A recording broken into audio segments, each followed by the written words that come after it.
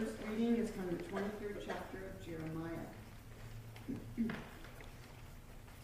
Woe to the shepherds who destroy and scatter the sheep of my pasture, says the Lord.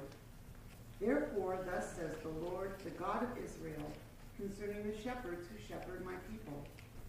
It is you who have scattered my flock and have driven them away, and you have not attended to them. So I will attend to you for your evil doing, says the Lord. Then I myself will gather the remnant of my flock out of all the lands where I have driven them, and I will bring them back to their fold, and they shall be fruitful and multiply. I will raise up shepherds over them who will shepherd them, and they shall not fear any longer or be dismayed, nor shall any be missing, says the Lord. The days are surely coming, says the Lord, when I will raise up for David a righteous branch, and he shall reign as king and deal wisely, and shall execute justice and righteousness in the land. In his days Judah will be saved, and Israel will live in safety. And this is the name by which he will be called. The Lord is our righteousness. The word of the Lord. Thanks be to God. The second reading is from the first chapter of Colossians. May you be made strong with all the strength that comes from his glorious power. And may you be prepared to endure everything with patience, while joyfully giving thanks to the Father, who has enabled you to share in the inheritance of the saints in the light.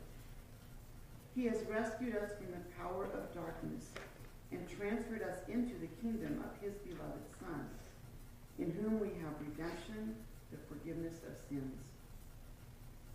He is the image of the invisible God, the firstborn of all creation. For in him all things in heaven and on earth are created, things visible and invisible, whether thrones or dominions or rulers or powers. All things have been created through him and for him. He himself is before all things, and in him all things hold together. He is the head of the body, the church. He is the beginning, the firstborn from the dead, so that he might come to have first place in everything. For in him all the fullness of God was pleased to dwell, and through him God was pleased to reconcile to himself all things, whether on earth or in heaven, by making peace through the blood of his cross. The word of the Lord. Thanks be to God.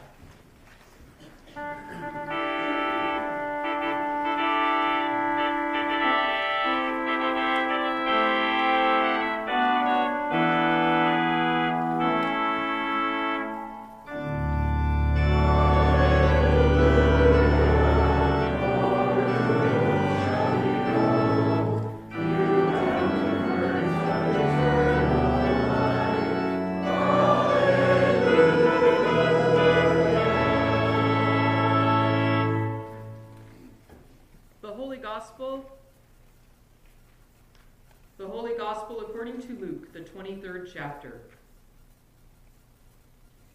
When they came to the place that is called the Skull, they crucified Jesus there with the criminals, one on his right and one on his left. Then Jesus said, "Father, forgive them, for they do not know what they are doing." And they cast lots to divide his clothing. And the people stood by watching, but the leaders scoffed at him, saying, "He saved others. Let him save himself if he is the Messiah of God, his chosen one." The soldiers also mocked him, coming up and offering him sour wine and saying, "If you are the king of the Jews, save yourself." There was also an inscription over him, "This is the King of the Jews."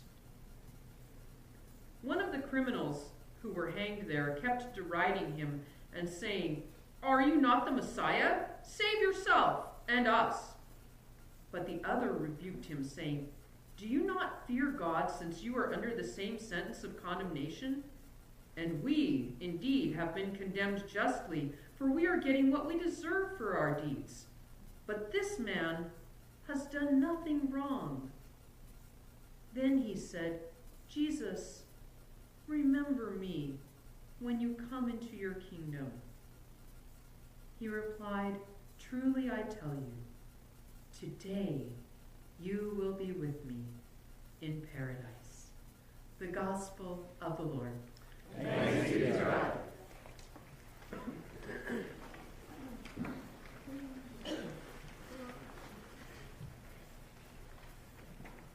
I want to invite the kids to come up and join me for a minute. You got it? Ah, there they are. Yes.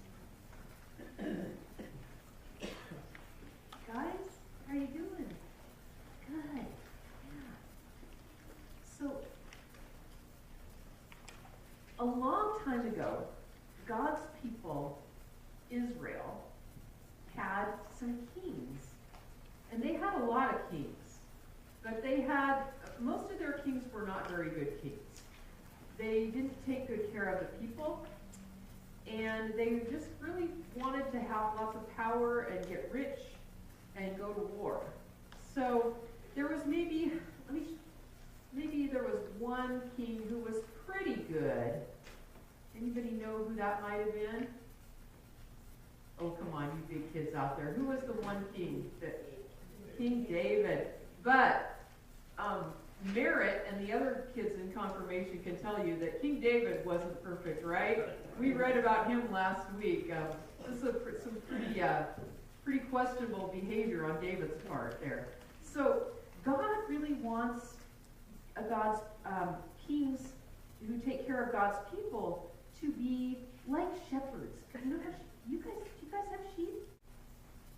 You have goats. Okay, but it's kind of the same thing in a way. If you have a big flock of sheep, you want someone to take care of them, especially if they're grazing out on the hillside and there are no fences, because you want someone to protect them and to guide them to water and food and just to keep them safe. And that's what kings are supposed to do too. They're supposed to keep their people safe like that.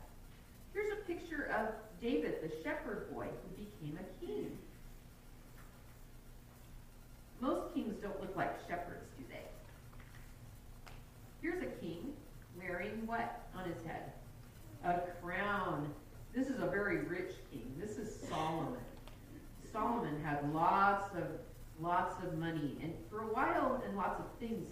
For a while he was an okay king, but then he fell too much in love with all of his money and all of his things that he had, and he forgot to be faithful to God and taking care of God's people.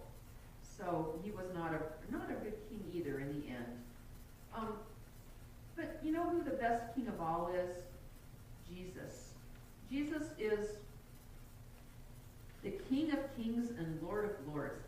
In fact, we have this wonderful hymn in our red hymnal that's called "The King of Love, My Shepherd Is." So Jesus is the King of love.